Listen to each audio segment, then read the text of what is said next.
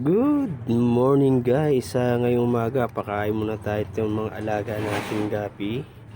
Yung naiuwi na natin dito sa bahay sa Las Piñas.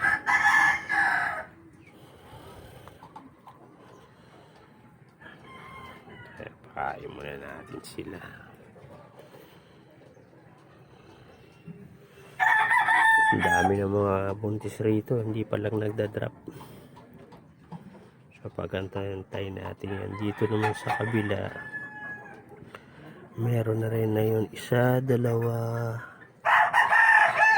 meron ng 4 dito rin na buntis. Tapos dito parang mga 6 na piraso.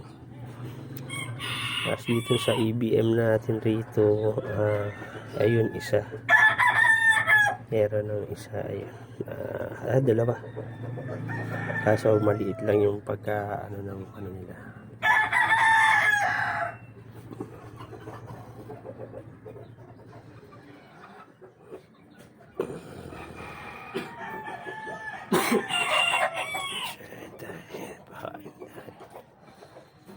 Itong panda natin hindi pa nagbabagsak, pero yun, laki-laki na rin dyan.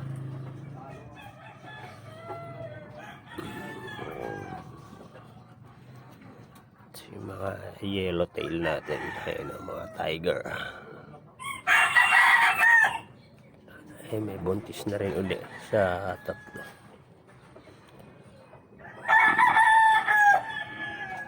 Pero ito guys, ano na natin yung paanak na natin, yung mismong tatay niya na tsaka ano palitan natin nakukuha. So ayan, mga breeder na rin.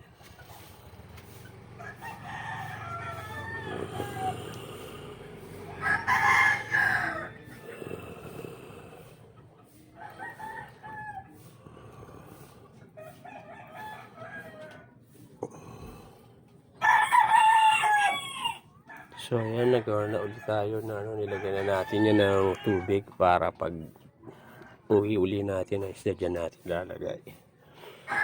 Tapos etong 3 na to, nabang natin yan para pagka nakabili tayo yung mas upgrade na mga strain dyan natin lalagay para i-breed natin.